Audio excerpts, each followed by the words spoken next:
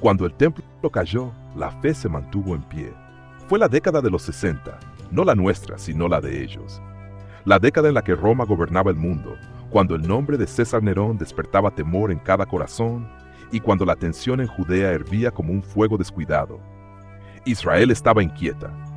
El templo se alzaba majestuoso sobre el monte Moriah, resplandeciente en mármol blanco y oro. Los peregrinos aún llenaban sus atrios.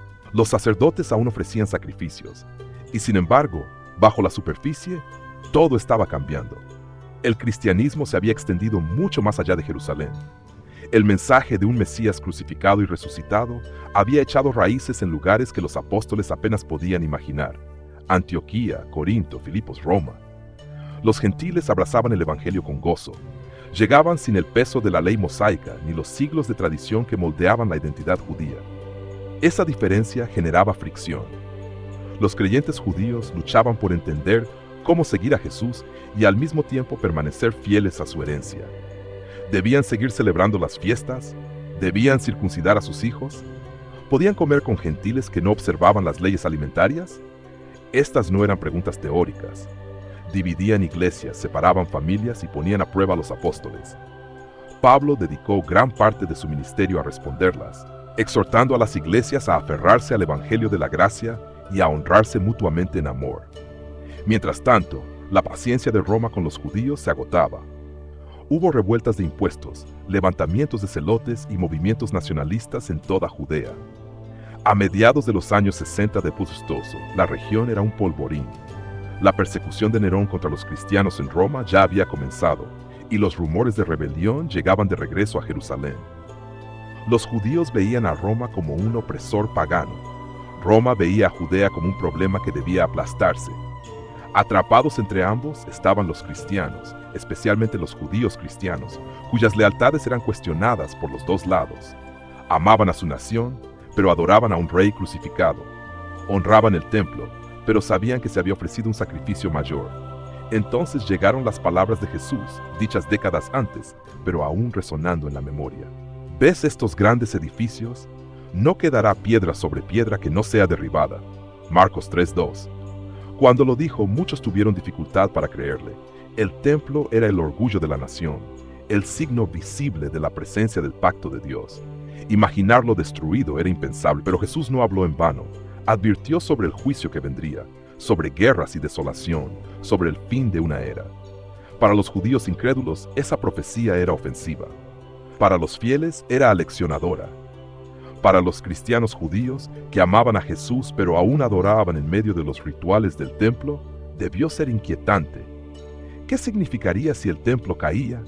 ¿Qué pasaría con el sacerdocio, con los sacrificios, con el día de la expiación que había definido su adoración durante 1000 años? ¿Seguiría Dios perdonándolos? ¿Seguiría su presencia habitando entre ellos? Fue en ese momento de tensión e incertidumbre que el Espíritu movió a alguien, cuyo nombre permanece desconocido, a escribir una carta diferente a cualquier otra en el Nuevo Testamento, dirigida al corazón de los creyentes judíos que estaban al borde de la mayor transición de la historia. Esa carta es lo que hoy conocemos como el libro de Hebreos. El autor escribe sabiendo que el templo aún está en pie, los sacerdotes aún sirven, los sacrificios aún arden y el pueblo aún se congrega. Pero entretejida en cada línea hay una verdad silenciosa e inquebrantable. Algo mayor ha llegado. La ley era buena, pero era una sombra. Los sacrificios eran santos, pero temporales. Los sacerdotes eran escogidos, pero mortales. Hebreos descorre el velo y muestra lo que todo eso señalaba. Porque todo sumo sacerdote es constituido para presentar ofrendas y sacrificios, por lo cual es necesario que también éste tenga algo que ofrecer. Hebreos 8:3.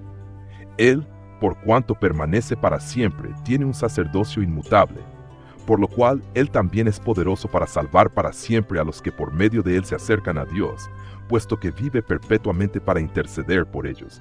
Hebreos 7:24-25.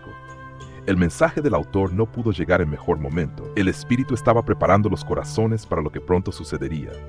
En unos pocos años ocurriría lo impensable.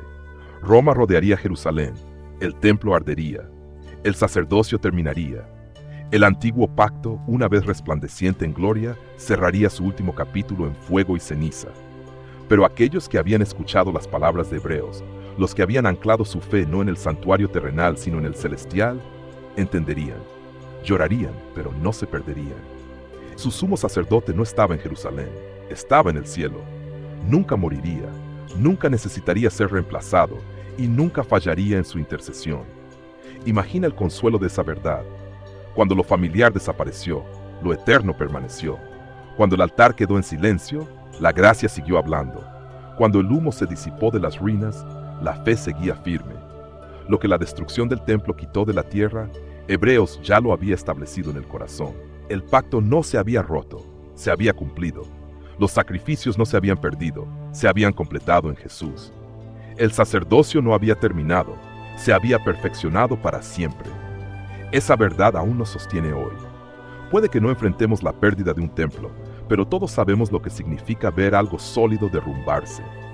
Conocemos el dolor del cambio, el temor de que los cimientos de la vida se desplacen bajo nuestros pies. Hebreos nos recuerda que el centro de nuestra fe no puede ser destruido. Nuestro sumo sacerdote no está confinado a un edificio, no está limitado por el tiempo, la cultura ni el fracaso, porque no tenemos un sumo sacerdote que no pueda compadecerse de nuestras flaquezas, sino uno que ha sido tentado en todo como nosotros, pero sin pecado. Él está ahora mismo delante del Padre, representándonos no como hombres frágiles lo hicieron antes, sino como el Hijo eterno, perfecto, misericordioso y fiel. Por causa de Él, nunca tendremos que preguntarnos si hemos sido olvidados. Nunca tendremos que buscar otro sacerdote ni otro altar. Nunca enfrentaremos un momento en que nuestro acceso a Dios sea cortado. Cuando todo lo demás cae, Él permanece. Cuando el mundo cambia, Él nos sostiene. Cuando llega el juicio, Él intercede. El templo cayó, pero la fe se mantuvo en pie. Y aún permanece, porque nuestro sumo sacerdote vive para siempre. Así descansamos en la quieta fortaleza de esa verdad. El fuego ha ardido, las piedras han caído, el mundo ha cambiado, pero Cristo permanece. Su intercesión no ha cesado, su misericordia no se ha debilitado, su pacto no ha fallado.